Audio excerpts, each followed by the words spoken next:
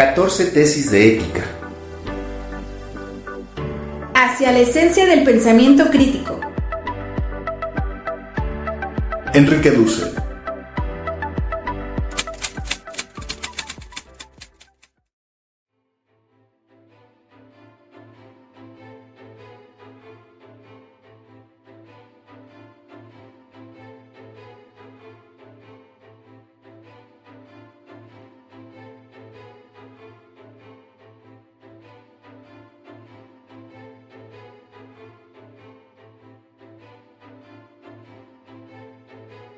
Tesis 12.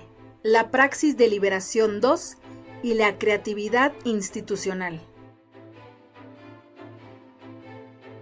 Escribe Feuerbach: los filósofos han solo interpretado el mundo. De lo que se trata es de transformarlo. 12.01.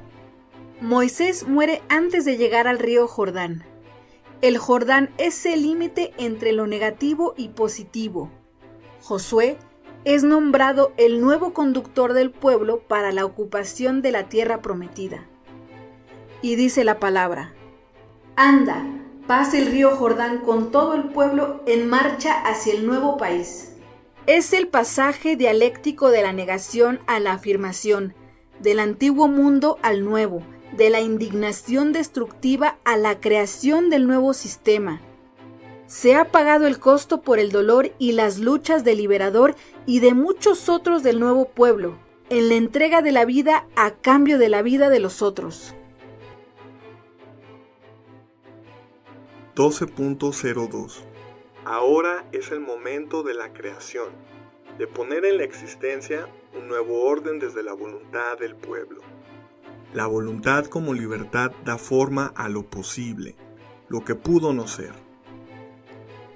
No opera pasando meramente desde la potencia al acto como un Aristóteles, sino desde la voluntad del otro como fuente del ser futuro.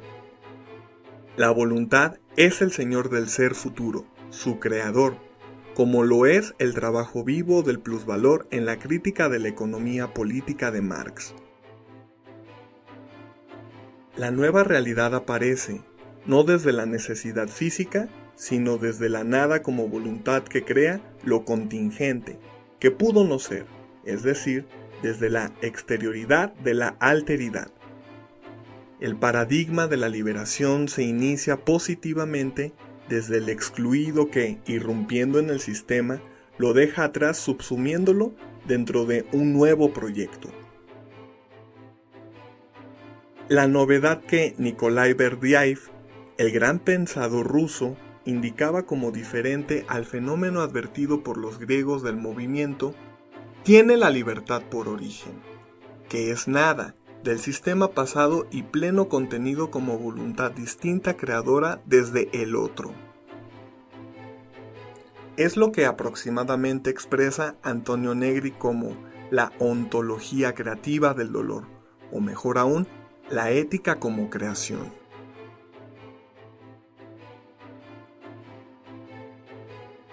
(12.1) Ambigüedad de la ética constructiva. 12.11 La izquierda por lo general sabe criticar, es el momento negativo, pero cuando se debe edificar positivamente el nuevo orden ético, comienza la dificultad. Cualquier praxis liberadora empírica, concreta, puede nuevamente ser criticada. ¿Por qué? Porque cualquier acto humano es finito, contingente y de tal complejidad que se torna incierto, no por irracional, sino por complejo. La incertidumbre de toda praxis es un signo de la concreción real del acto, no de su irracionalidad.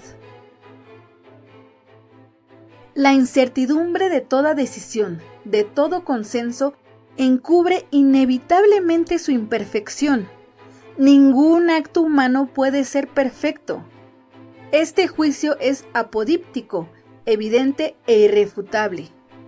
Es decir, inevitablemente contiene esta praxis alguna falta ética, aunque no sea consciente.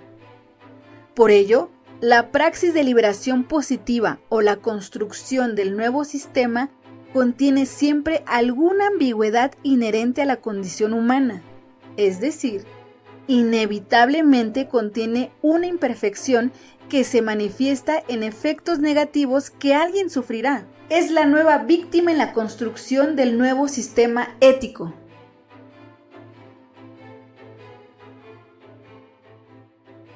.12.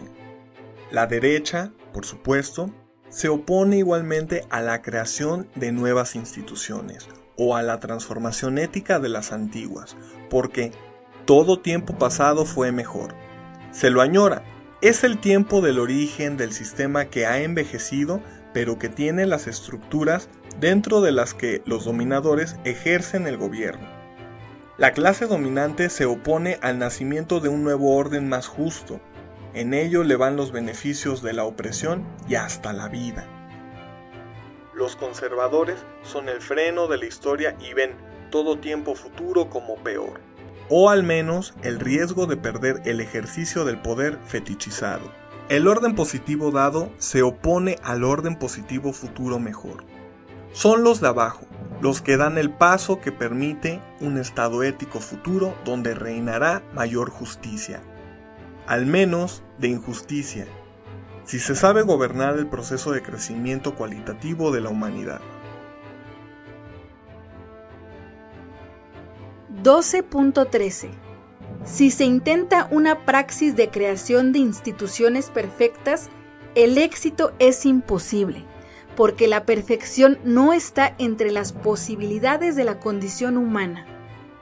La extrema izquierda criticará los defectos, lo mismo que la extrema derecha. La primera por contener injusticias, algún mal, lo que es inevitable, y la segunda para no arriesgar la sociedad abierta existente en aras de una sociedad futura, para ellos imposible. Es una actitud derrotista con respecto a las transformaciones radicales cuando son posibles y no meramente destructoras. Para los primeros, los que ejercen la praxis de liberación son reformistas. Para los segundos, son profetas del odio, terroristas. Lo que acontece es que dicha praxis de liberación ni puede ser perfecta ni es meramente atraída por un proyecto perfecto. Muy al contrario, es el fruto de una sabiduría práctica que acepta realistamente que los actos, las instituciones y el orden futuro es falible, finito, ambiguo y siempre corregible, porque siempre está penetrado por alguna injusticia inevitable. Es una ética realista y posible que transforman las mediaciones y puede ser confundida con el reformismo desde una alternativa radical fruto de una revolución, pero cuyo advenimiento hay que saber preparar para estar listos en el momento estratégico de la acción, aunque no se puede efectuar por medio de un voluntarismo idealista.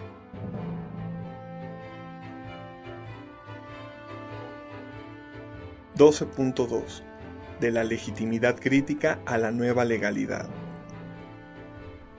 12.21 El fundamento que justifica la praxis de la liberación creativa, positiva, es el consenso de aquel resto que, habiendo asumido por todo el pueblo la responsabilidad de la transformación, inicia seguro, confiado con certeza práctica aproximada la creación de lo nuevo. El consenso práctico asumido con plena conciencia, la fe racional de un Kant, como postulado aplicado a la situación concreta, da a la comunidad creadora del nuevo orden la legitimidad necesaria para la acción. Esta legitimidad se apoya en una moralidad de la subjetividad de los actores creativos que han comprometido sus vidas en el tiempo de la lucha. Tienen autoridad suficiente y necesaria para conducir el proceso creativo. La autoridad no se desprende de la ley, sino que es anterior a la ley. La legalidad futura del orden se funda en la legitimidad del consenso comunitario de las antiguas víctimas, ahora actores autorrealizados de la creación del nuevo orden. La legalidad será el fruto de la praxis de liberación instituyente. 12.22. Las filosofías del derecho formalistas, cuyo extremo sería el constitucionalismo de Kelsen, pero también el contractualismo de John Rawls, no advierten que la legalidad no es el aspecto originario de la justicia, sino el efecto de momentos anteriores, el consenso de las antiguas víctimas y su legitimidad, que dan sentido a la eticidad, a la obligación de la ética en cuanto tal. El que obedece a la ley y la cumple, habiendo sido víctima reprimida por la ley antigua, es porque participa simétricamente en su promulgación y porque participa libremente en su discusión y aprobación. Pero ahora obedeciendo no al dominador, sino obedeciéndose a sí mismo como miembro de la comunidad liberada, legítima y con autoridad ética ganada honestamente. Ahora no obedece a las reales cédulas del rey de España, ni a las del virrey, sino que desde 1814 en México, con una constitución promulgada por el pueblo en proceso de liberación, se obedece a sí mismo. Véase esquema 12.1.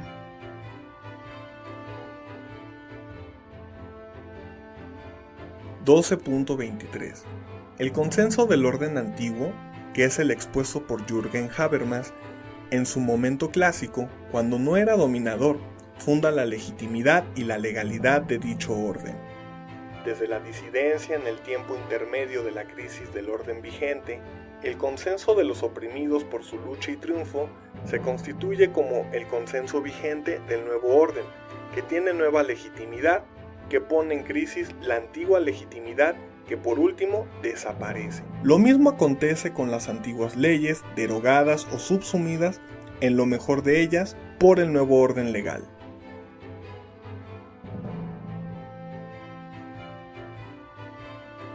(12.24) Lo que aclara definitivamente la filosofía y la ética de la liberación es el complejo pasaje del antiguo orden al nuevo, y sobre todo el momento en que el consenso crítico de los oprimidos va naciendo y creciendo ante la crisis del consenso que se torna antiguo y además dominador por la ruptura producida por el consenso crítico que aparece ante el antiguo sistema meramente como disidencia.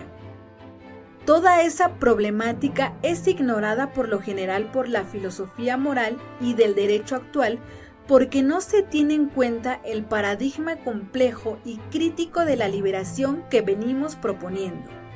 Es decir, el sujeto de la praxis de liberación creativa en el momento de dicho pasaje se opone a la legitimidad y no tiene ley que lo proteja, porque es ilegal con respecto a la ley antigua todavía vigente.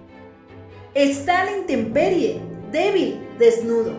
Sin embargo, tiene la razón y la justicia de su lado.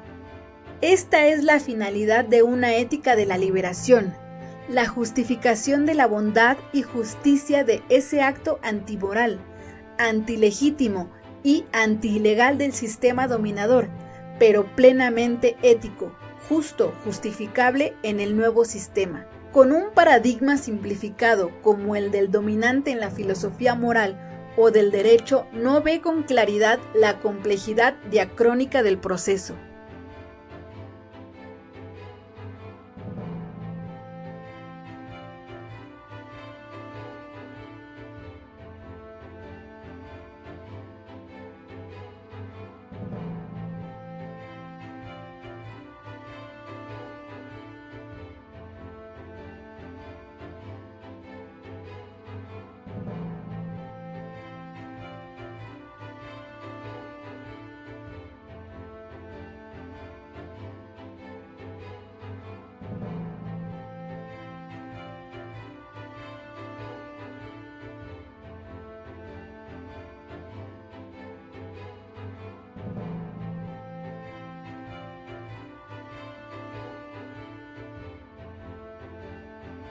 Creadora y por lo tanto finita, que inevitablemente comete injusticias, aún sin conciencia explícita alguna, errores que habrá que reconocer, pero también corregir honestamente cuando se manifiesten. Esos grupos iluminados de la extrema izquierda caen en un idealismo moral irresponsable y puro. La praxis ambigua es la real. No hay perfección sino actos más o menos justos o actos más o menos injustos. La pretensión de bondad crítica y creadora nos dará la respuesta compleja subjetiva. La pretensión objetiva, la falibilidad de toda realización ética, ya la hemos explicado.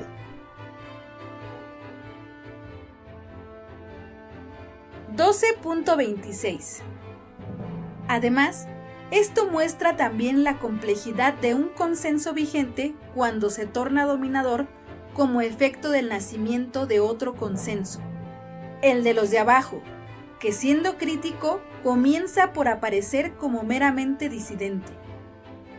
No es una disidencia por el mero gusto de disentir, ni tampoco en sentido posmoderno como en el caso de Lyotard. Se funda en un nuevo consenso, inevitablemente crítico. Será acusado de destructor, corrupto, ilegal, terrorista, etc. En cuanto niega la legitimidad vigente y produce ipso facto una crisis de esta última legitimidad que ahora se funda en un consenso dominador, que se ha transformado en represor del otro. Estas sutiles distinciones diacrónicas son invisibles a la filosofía contemporánea eurocéntrica y hegemónica del derecho. Es necesaria una descolonización epistemológica para dar razón a la praxis de liberación de los oprimidos en el tiempo de su liberación, el tiempo intermedio.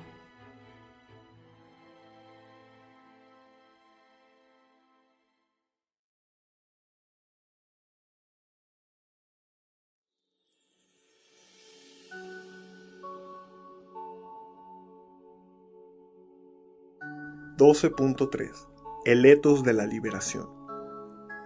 12.31 Hemos dicho que la ética de la liberación no se funda en virtudes, como la ética a Nicómaco. Nietzsche ha criticado los valores y las virtudes de los sistemas morales vigentes y en su lugar ha colocado los valores y las virtudes de los guerreros arios que ocuparon la Hélade. Por nuestra parte, no pensamos que las virtudes sean el fundamento ni de la moral vigente, sin embargo, hay un sistema de virtudes que, singular o comunitariamente, se denominó etos por los griegos. Aristóteles definió las virtudes como hábitos que se logran por repetición del acto bueno. De tanto ser fuerte ante las adversidades, se adquiere la virtud de la fortaleza. Es la mímesis de las acciones morales que constituyen el sistema vigente, formando lo que se llama el carácter, que es como una segunda naturaleza. El ser humano obra condicionado por ese carácter que lo predispone a cumplir el acto de justicia cuando tiene la virtud de la justicia, y por ello es justo.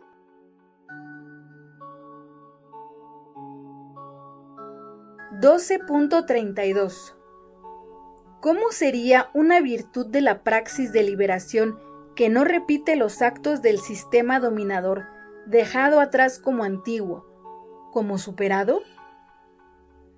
No se puede repetir lo nuevo, lo que hay que crear, lo que transformado nos enfrenta por primera vez. Esta pregunta nos la hacíamos ya en 1973.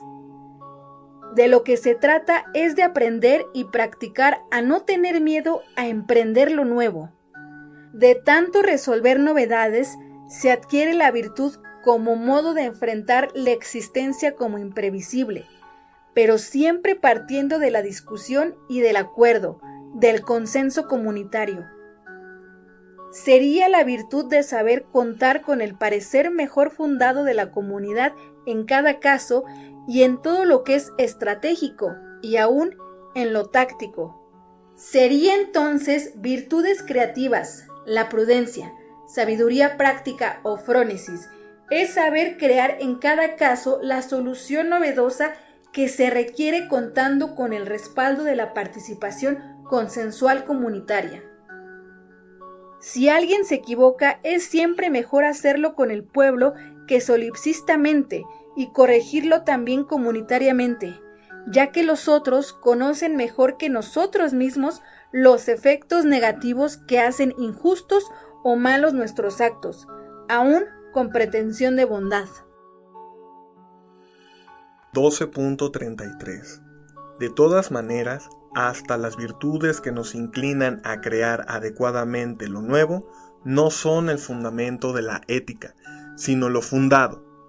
La praxis de liberación constructiva virtuosa nos condiciona, inclina, nos ayuda por el hábito, pero a cumplir una finalidad, la creación de un nuevo orden como servicio a los participantes del pueblo. Lo que no era mi pueblo es ahora mi pueblo. 12.34. Y la primera de todas las virtudes positivas, creativas, es la fortaleza, la valentía, que no se hace presente meramente en los fuertes y saludables guerreros nietzscheanos, sino en los pobres, flacos, humildes, débiles, pero que no pueden dejar de obrar aquello a lo que su conciencia ética los obliga perentoriamente, ante cuyo tribunal absoluto el militante no puede negarse, aun a riesgo de su vida. Como clama el poeta, y ya lo hemos indicado, maldito el que no tiene enemigos, porque yo seré su enemigo en el día del juicio. Día del juicio que es cada instante y toda praxis ante el tribunal trascendental de la conciencia ética. Los nuevos enemigos son sus antiguos amigos que se sienten traicionados por el que valientemente se pone en el bando de los oprimidos y excluidos, ahora creadores de lo nuevo, como Evo Morales en 2015, que arrolla en las elecciones presidenciales, del nuevo orden más justo que el anterior, pero no perfectamente justo, habiendo sido, en el pasado, objeto de un atentado de muerte.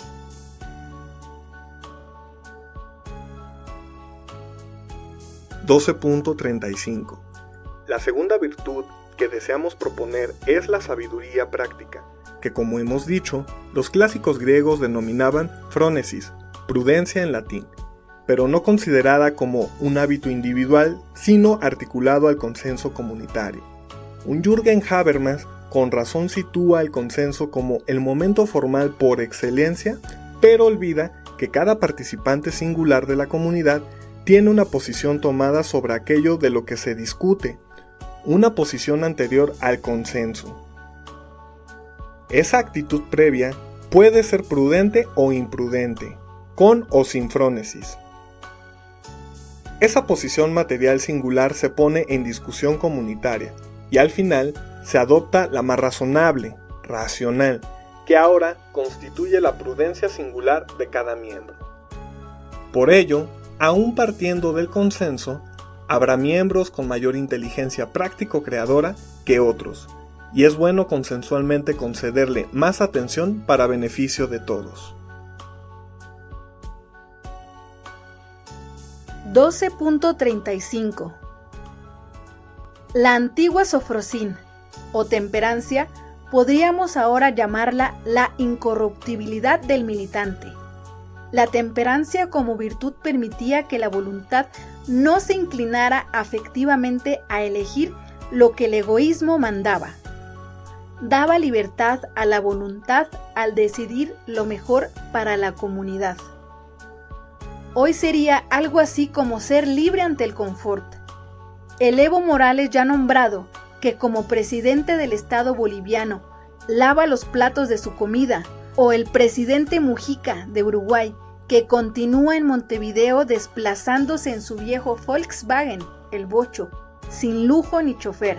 Esa incorruptibilidad del que no tiene ni una almohada donde reposar su cabeza es una virtud necesaria en el proceso creativo de la organización del nuevo orden.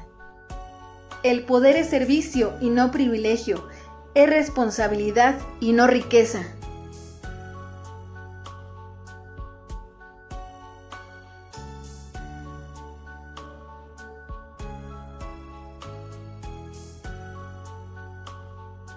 12.4. La construcción positivo-material. 12.41. En el antiguo orden vigente se construyeron instituciones económicas, culturales, etc., que fueron al final monopolizadas por las clases en el poder, el bloque histórico gramsciano. Ahora se trata de transformar las instituciones, y el primer objetivo de la praxis liberadora es dar de comer al hambriento, primera exigencia, además, del libro de los muertos de Egipto hace 5.000 años, obligación corroborada por textos semitas de diferentes épocas, como necesidad que debe ser saciada, cuestión ética afirmada explícitamente por Marx o Engels, pero no de manera singular, como quien da un pescado al hambriento, sino institucionalmente, enseñando a pescar, como indicaba Mao Zedong. La ética no es de valores, de las virtudes, de la ley, etc., principalmente, sino de afirmación y crecimiento de la vida de la comunidad, el sujeto y los otros. Comer, beber, calentarse en el frío, vestir la desnudez, cuidar la salud, habitar una casa, vivir desde el sentido dado por la propia cultura, etc., son las necesidades primeras a colmar por la praxis de liberación positiva, creadora. En primer lugar, en aquellos que no podían cumplir estas necesidades por ser los oprimidos y excluidos del antiguo sistema moral, metafóricamente los esclavos en Egipto. Organizar que los pobres dejen de serlo es el primer paso material y es la revolución social por excelencia.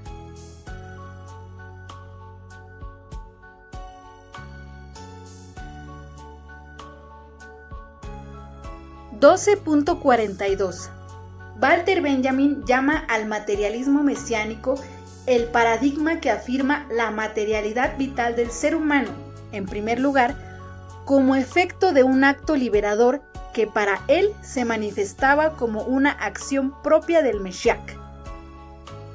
El Mesías no viene únicamente como redentor, viene como vencedor del anticristo. Tiene el don de encender en lo pasado la chispa de la esperanza. Buena polémica ha despertado esta expresión, sin embargo, precisa, exacta, plena de resonancias metafóricas dentro de un marco racional. Repito, es un materialismo en cuanto al contenido o materia que permite la reproducción de la vida en el sentido que Marx le daba, que cobra todo su sentido en la estructura racional exódica, que desarrollamos aquí como filosofía en el momento mismo de la praxis creativa, positiva, constructiva, mesiánica. ¿Por qué mesiánica? Porque se trata del momento esencial en esta tesis. El sujeto liberador es el Mesías en hebreo, es el actor que arriesgando su vida comienza a construir a partir de los oprimidos el orden nuevo. Metafóricamente, en efecto, el Mesías fue simbolizado por Moisés. Históricamente o empíricamente puede pensarse en un de San Martín en La Plata, Miguel Hidalgo en México o Ernesto Che Guevara en Cuba, o por qué no, el crucificado en Jerusalén. También le toca una tarea mesiánica al constructor del orden nuevo, metafóricamente a Josué, históricamente a Simón Bolívar, Thomas Jefferson, Fidel Castro o Evo Morales. El servicio al otro es una tarea que alguien comienza y que cobra especial referencia.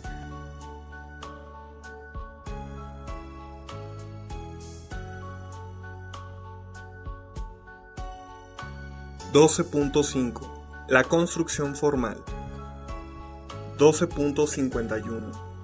De la misma manera, a la constitución formal de un sistema de legitimación que de vigente se transformó en injusto, ya que solo defendía los derechos de los dominadores, a partir del consenso de los oprimidos, le sigue la nueva legitimidad, aquilatada en las luchas, que se constituye como voluntad instituyente de las nuevas instituciones y la primera de ellas debe ser la constitución del nuevo sistema.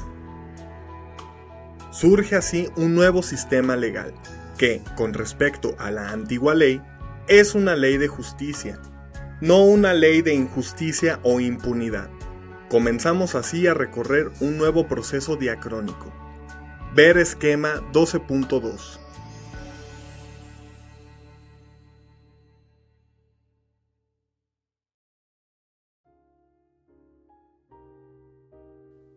(12.52) En el primer tiempo los libertadores, Josué, Thomas Jefferson, Simón Bolívar, crean lentamente el nuevo sistema institucional.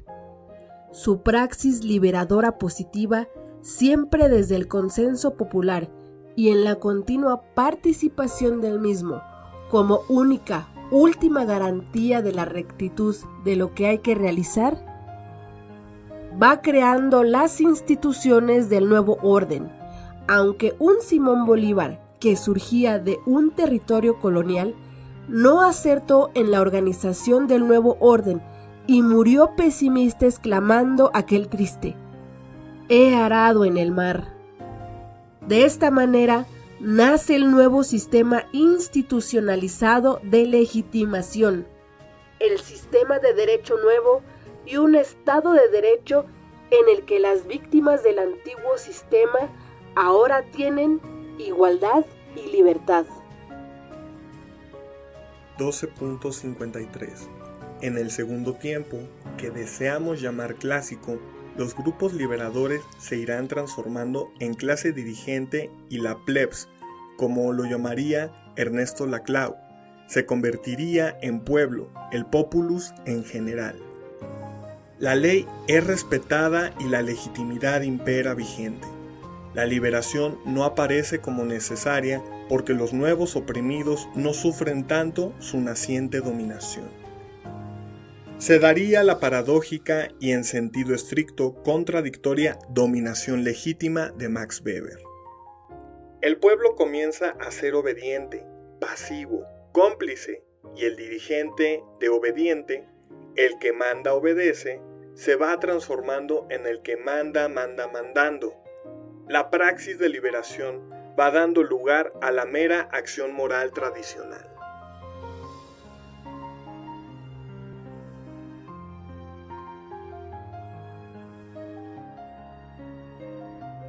(12.54) En el tercer tiempo comienza la decadencia, la entropía de la ética que se va a transformar en la moral vigente. La acción dominadora del bloque histórico en el poder comienza a coexistir con el nacimiento de la conciencia crítica en el bloque social de los oprimidos. Es el tiempo ahora, que con respecto a los otros tiempos es como un cuarto momento que ya hemos descrito en la tesis 10 y 11. Dos de los tiempos indicados son el mero tiempo de duración de Walter Benjamin, el Cronos Paulino. Pero hay dos tiempos de liberación, el primero y el simultáneo y crítico del tiempo represor. El tiempo ahora, siendo positivamente liberador, podría llamarse metafóricamente el tiempo davídico. Emmanuel Levinas da a la realeza de David un calificativo ético porque es creador y no dominador todavía. Es un tiempo de construcción en favor de los oprimidos. Es liberación positiva.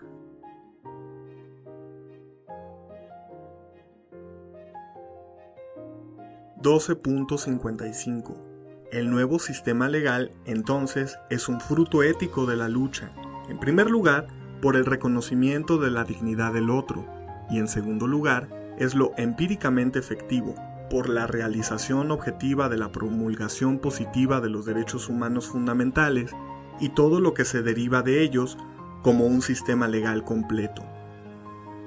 Es una tarea que, en el presente latinoamericano del siglo XXI, han comenzado estados como Bolivia o Ecuador.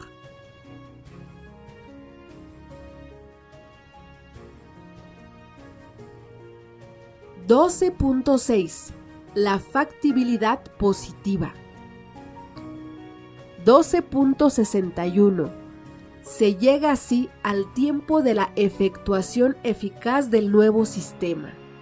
Es aproximadamente el tiempo del nuevo príncipe. No es ahora el tiempo de la debilidad o la fragilidad de la corporalidad del oprimido ante las bayonetas del poder dominador, sino que es el momento de organizar un ejército o suprimir el ejército institucional por una buena policía como en Costa Rica, que defienda al nuevo Estado, al nuevo sistema ético, que defienda al pueblo. Porque antes era el antiguo ejército el que oprimía y reprimía al propio pueblo. Un ejército con plena participación política del nuevo Estado en aras de la justicia y la igualdad, ante todo de los más necesitados. Un ejército que defienda las fronteras externas y que no sea una fuerza de ocupación interna al servicio del bloque histórico en el poder, los poderes fácticos y cuyo enemigo es el pueblo mismo.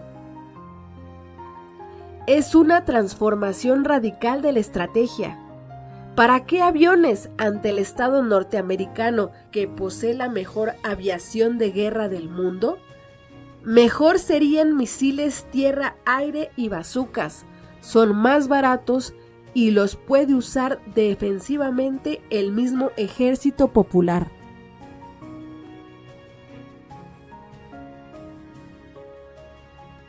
(12.62) Como en ese ejemplo, habría así que crear una por una nueva institución, o transformar parcial o radicalmente las restantes, hasta que la praxis liberadora, creadora y positiva cumpla enteramente su función. Aunque, dicho sea de paso, esto es una tarea permanente, porque la perfección irreversible no existe. La factibilidad de las nuevas instituciones va de la mano con su gobernabilidad. La praxis creadora es realista, aunque siempre crítica, y efectúa lo posible, más allá de lo que imagina el conservador, como hemos repetidamente indicado, y más acá de la extrema izquierda, que, en nombre de la perfección no realizable, hace imposible la posibilidad liberadora.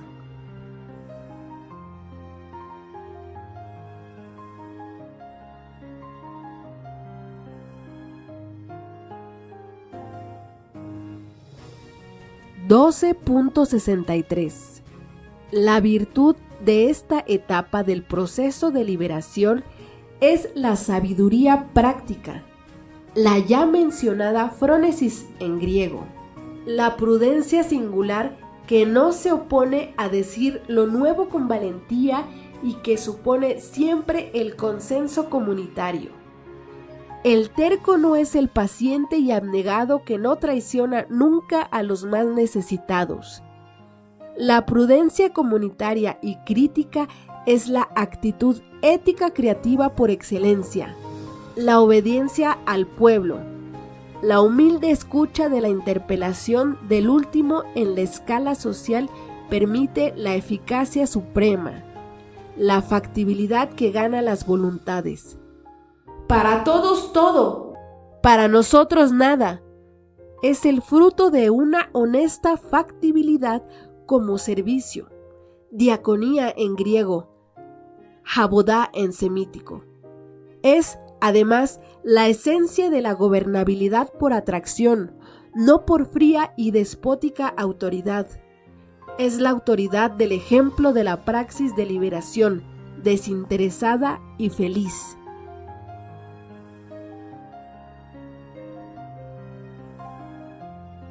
(12.7) ¿Una filosofía de la historia? 12.71 Al ir avanzando, el lector habrá comprendido que se va exponiendo una filosofía de la historia, no como una teología anticipada, sino para situar la praxis singular dentro de los sistemas estructurales y en el sucederse de dichas totalidades existenciales concretas, históricas, y se va realizando una interpretación sui generis.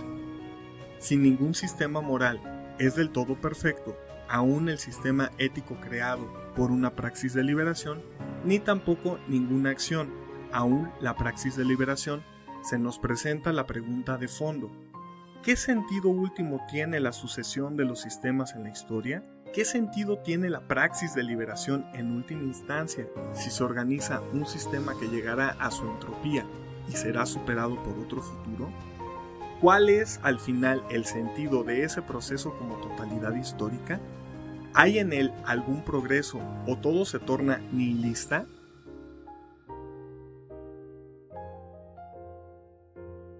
(12.72) El ser humano es más libre, tiene más posibilidades de elección, pero puede ser más injusto. Puede apretar un botón y, provocando una guerra atómica, aniquilar la humanidad, un mal jamás imaginado. El momento podría representar un sistema moral cuando se torna represor, opresor y decadente. Ser justo para el sujeto cotidiano en él sería más difícil. Había que ser heroico para oponerse a Hitler o Pinochet. En un sistema ético nuevo, ser justo sería más fácil. Habría mejores condiciones para ello. Habría que adherir a lo que el pueblo mayoritario y creador va efectuando eficazmente, como por ejemplo en Bolivia en el 2015. Véase esquema 12.3.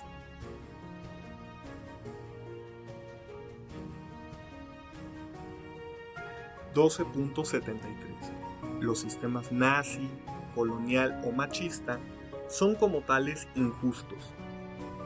La historia los juzga negativamente, en la mayoría de los casos, por desgracia no siempre. Pero en la ética de la liberación, de lo que se trata es de comprender que los sistemas ontológicos son reales, empíricos, por la funcionalidad que cumple cada sujeto, cada actor, cada miembro. Y por último, lo sustantivo es la conducta de cada singular en relación comunitaria. Ellos son los nodos, los que establecen los nexos de todas las relaciones sistémicas o institucionales. En estas estructuras relacionales, unos son los dominadores y se benefician acumulando particularmente lo que es común. El juicio ético los evalúa como perversos, injustos, no ejerciendo suficiente pretensión de bondad crítica.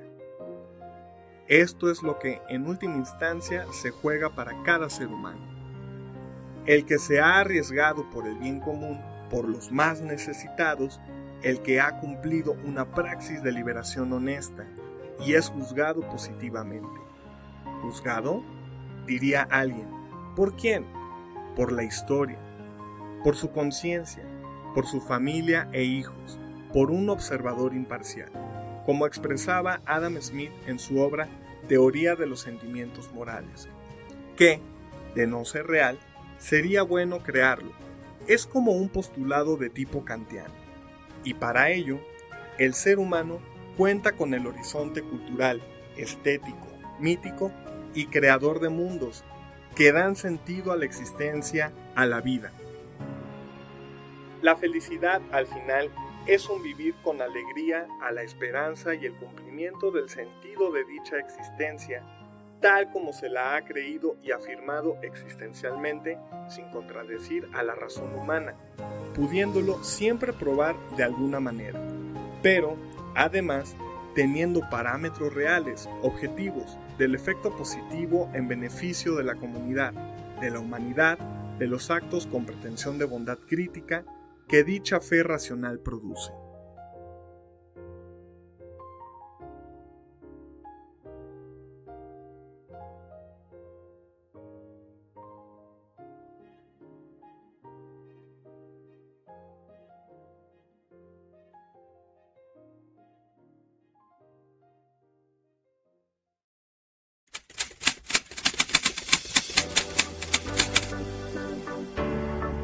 (14 tesis de ética).